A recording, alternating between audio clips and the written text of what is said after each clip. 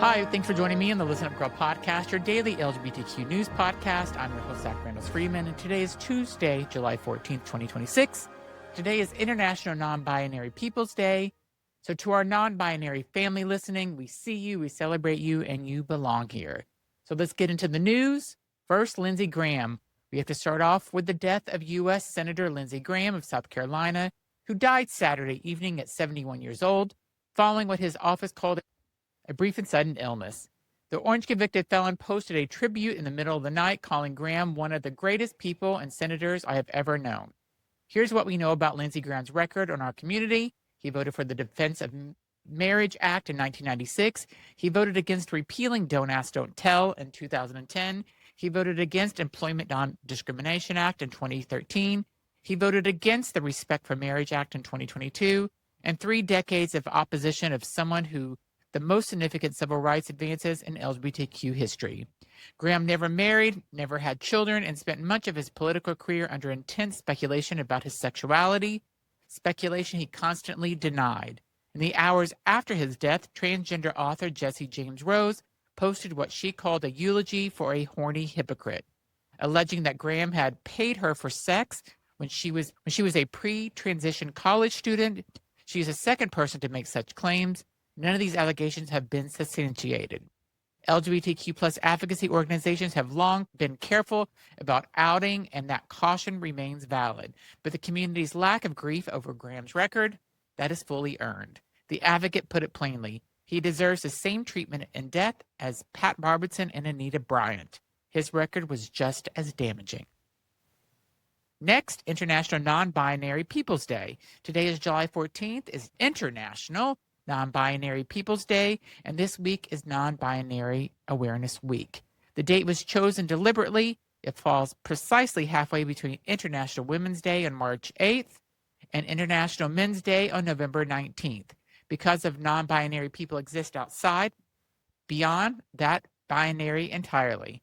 The day was first celebrated in 2012, founded by Canadian writer and activist Kate Von Loon. Today, LGBTQ plus organizations around the world are using it to educate, celebrate, and advocate for greater inclusion. The Human Rights Campaign, the Trevor Project, and GLAAD all have resources on their sites today if you want to learn more or support non-binary youth. A reminder of what non-binary people face. Most countries still don't recognize non-binary as a legal gender. Most non-binary people still carry gender IDs and passports. And in the current political environment, non-binary identity is under direct attack, from the orange convicted felon's executive orders to hundreds of states designed to erase gender identity from public life entirely. Today is a day to push back against that erasure using hashtags Non-Binary Peoples Day and Non-Binary Awareness Week. Our next story is Goose app AI controversy. So something a little different, but very much a community story. A new dating app called Goose launched last month as an invite-only alternative to Grindr, billing itself as an anti-algorithm app built around real connection where you have wave instead of swipe, and all profiles are reviewed by humans. It climbed as high as number 4 in the Apple App Store, free lifestyle downloads. There's just one problem. An investigation by Wired found that Goose used AI-generated Instagram accounts, fake men with AI-generated profile photos, to DM gay men and recruit them into the app.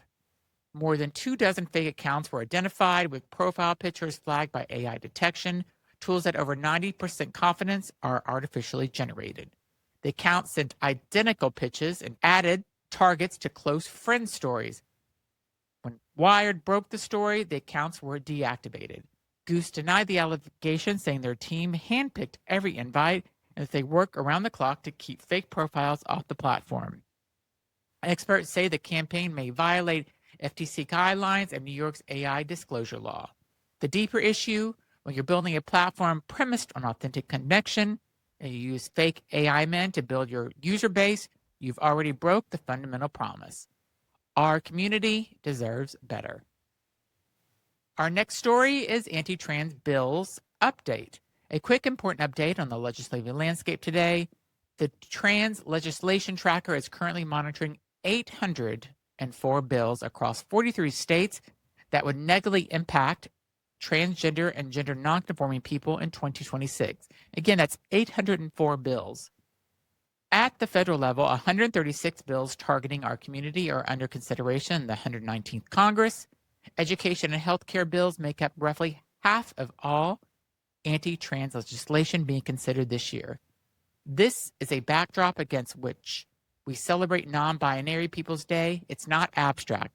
The people being targeted by these bills are our neighbors, our chosen family, our community.